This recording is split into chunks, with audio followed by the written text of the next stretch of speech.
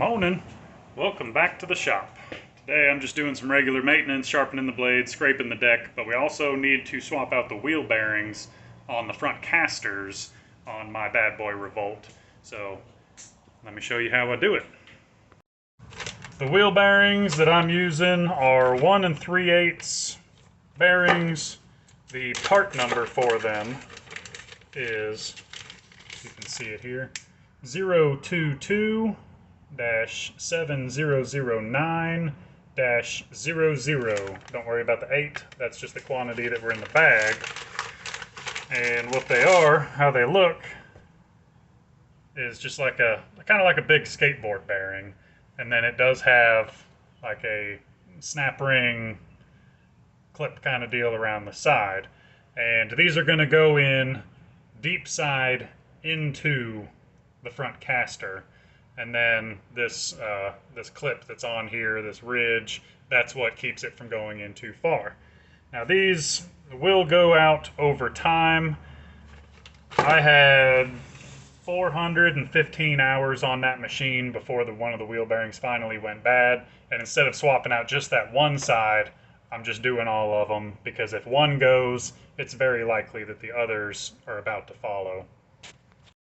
These are the ones that went bad yesterday that I swapped out. Listen to this. Spins freely, no noise. And then here's the ones that I'm going to swap out today. Listen to this. Hear that grinding? So these ones are about to go. The tools that I'm going to use here in the shop are going to make this a lot easier, but you don't necessarily need an impact or any of the tools that I'm probably going to use today. I swapped these out in a parking lot yesterday with a tire iron, a piece of metal that you use to lower the spare tire on your truck, and then just like a bit, kind of like one of these, to get the bearing races off. So there's ways to do it. You can MacGyver your way through it, but we're going to swap these ones out today. So the axle on this particular machine is a 19mm bolt over here, 19mm nut over here. So let's get that off, that way we can get to the deal.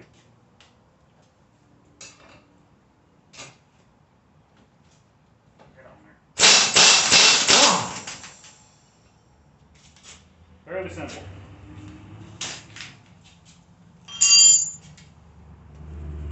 And there's no washers or anything in there.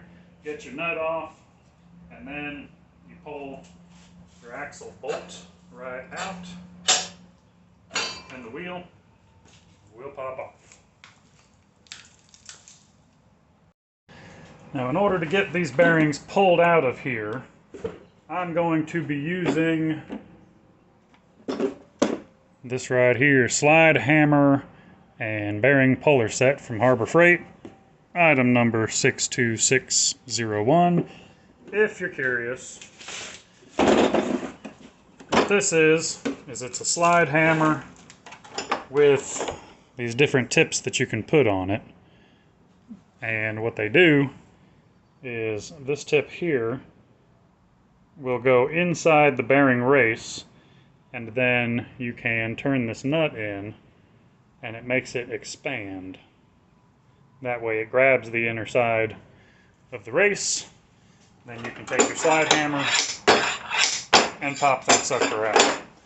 So this is what I'm going to start using, and I'm going to start with this and try that. Now on the inside of these bearings, there is like an axle tube. So you see you've got your outer race right here, your inner race right here, and then there's another tube just inside of that you can see there. That goes all the way through to the other bearing on the other side, and then your bolt goes through it. So we need to figure out how to pop that out first so that we can get to the inside bearing race right there. To get that, I'm going to try to use just a punch and a small hammer, just to get it to pop out. Can you see that? Nope. Look over here. Just kind of, I'm going to gently do it because I don't want to dent that axle tube up. Just a little tappy tap tap. And it is going. Okay. Then, there's your axle tube. It's not, held in place by any ridges or anything. There is your axle tube.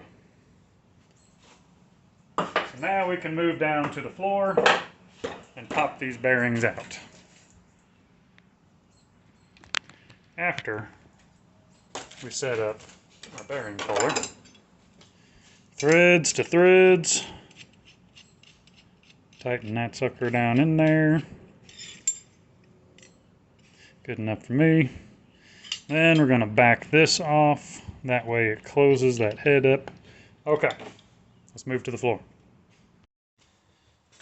Now you're going to start noticing that grinding sound, or the thing that really caught my eyes when I was mowing. The front casters were making a loud squealing noise, just squeak, squeak, squeak, squeak, and then I noticed it wasn't really turning all that well, because on the other side that I swapped out yesterday, one of these bearings had just completely obliterated. Was no longer doing its job. We may need to get a different tip on here. Yep, I gotta swap out this tip to the bigger one. Stand by. No, not that one. Just gotta grab the other tip on here, and we'll see if this one fits a little bit more better.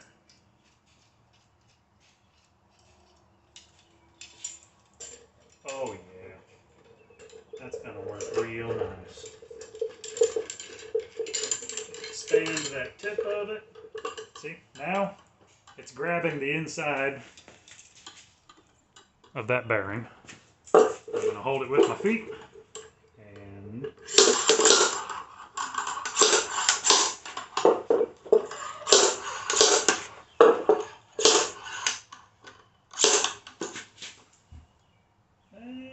I may need a little bit of penetrating oil. We'll see if that helps.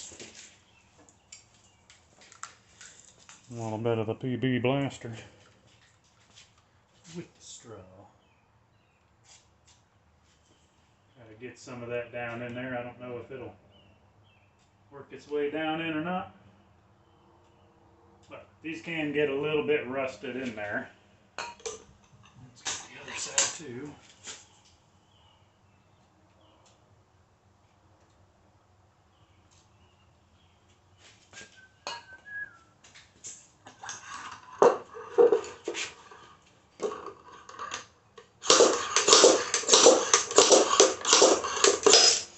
Bingo! There we go. Popped right out. Now we do the other side.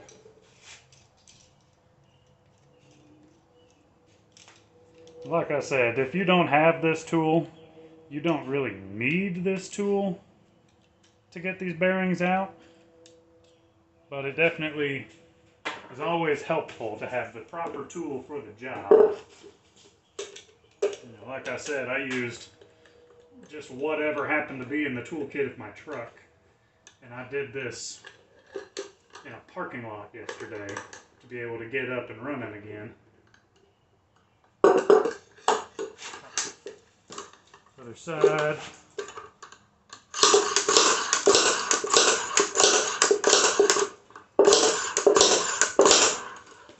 Can you still see that? I think I was moving out of frame. Bingo! Having the right tool for the job just makes everything so much easier. This is the first time that I've used this tool, and I've had it for a long time. I've had this tool for years and have never had a need for it, but I got it a long time ago, and that just shows that you never get rid of tools. You just keep them around in an organized fashion And you never get rid of them, because at some point, if you need that tool, because that's the only one that's the proper one for the job, you'll be really glad you had it. Alright, so let's put this away, because we don't need it anymore. Now we're going to put the new bearings in. And I'll wipe out, it's a little crusty in there. I might just, oh, that's just dust. That's no problem. Just kind of clean that little bit of crust off of there. So these old bearings, you can feel it. You grab the inner race of it and you turn it, you can feel the resistance, and it's kind of lumpy because they've just gotten, rusty and worn over the years. And then you take your new bearings, you hold the inner race, and they just nice and easy. So you want the deep side in the bearing, in the whatever that tube is called. Now what you're going to want to do, what I did yesterday, is I just took the old bearing and I used it to drive the new bearing in. If you have a big old socket that fits the outer race, go ahead and use that. But I know that this outer race is the exact size as that outer race. So I just set it right on there and give them a little tap. Just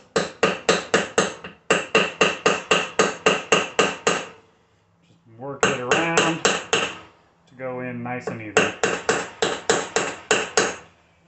Don't hit your fingers.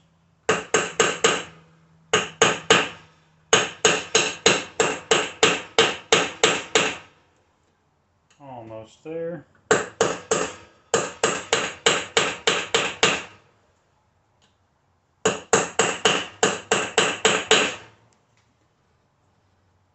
See, now this clip is all the way down.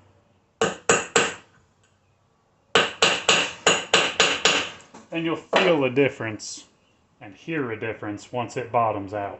Because it'll sound different because it's no longer sliding, it's in there solid. Flip it over. Now these bearings can be kind of pricey. I got them from Feldman's down the road because they're my local bad boy dealer. And these were $16 a piece. I needed 4 of them. Alright, get it set on there. Tap, tap. Get in there. Don't hit your thumb. Stoop.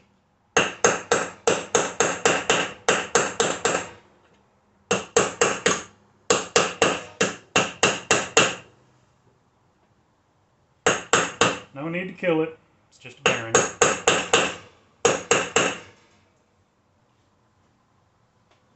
Alright. Done. Bearings are back in. And the axle tube. Looks good. I'll stick that back down in there.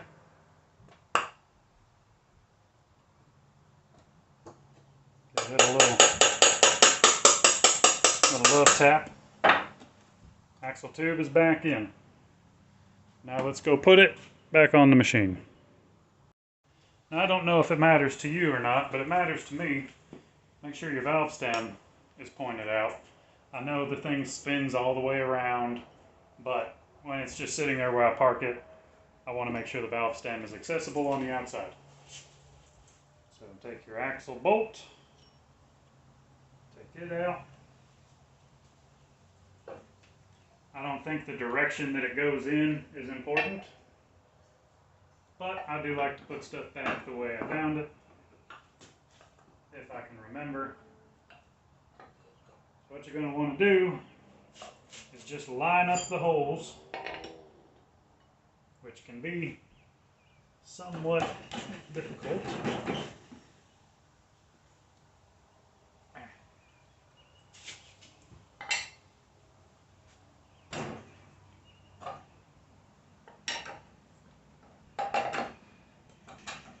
Through there, and you're going to want to line it up the other side. Did my head just block all of that? If it did, sorry. Alright, now it's back out. Spin your axle nut back on. As far as a torque setting on these, I don't know. Snug. I'm going to turn my power all the way down. 19 millimeters.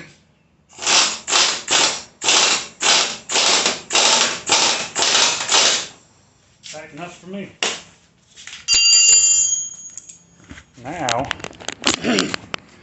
listen to how nice and smooth this is. Too tight. Won't turn. Back to the stand you go. Let's loosen it up.